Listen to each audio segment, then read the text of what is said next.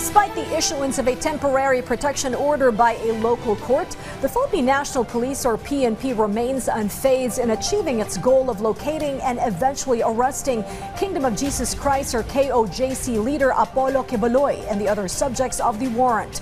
Authorities are being driven by the consistent findings of signs of life somewhere in the compound, possibly from either a tunnel or a bunker.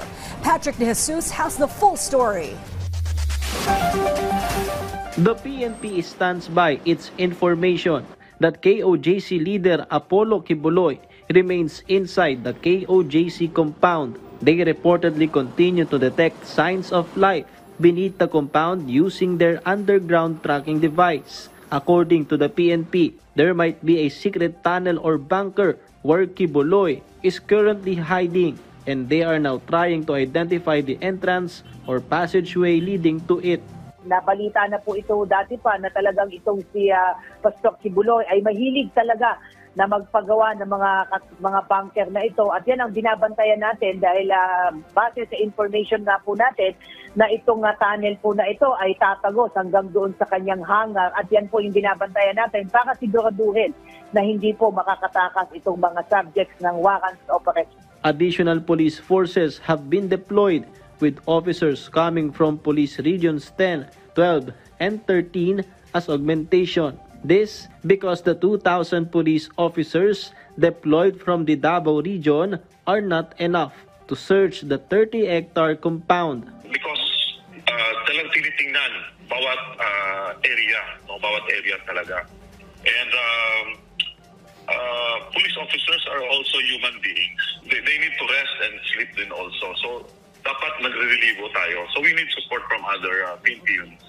The PNP will file a petition to clarify the temporary protection order issued by RTC Branch 15 in Davao City regarding the KOJC compound.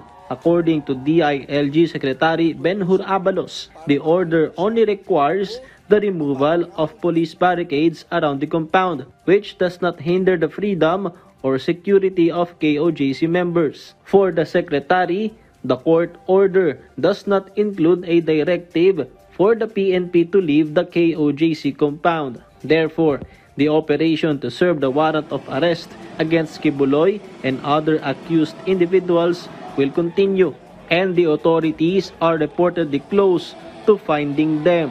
Without compromising yung operations ng police, malakas ang indications na nandun. In fact, marami na kaming tao at mga makina doon that we're using para mahanap siya both above ground and underground. Lahat po ito, ginagawa po ito.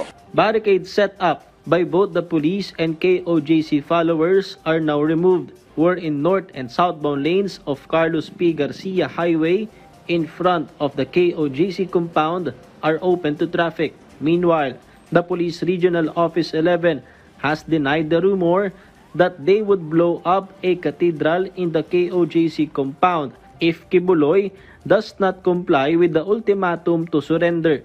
Kaya sa lahat ng mga mamamayan, mga kababayan natin, huwag agad kayong maniniwala sa mga pinapalabas nilang mga kasinungalingan. Mag-verify kayo, makinig din kayo sa mga legitimate media. Patrick De Jesus from the National TV for a new and better Philippines.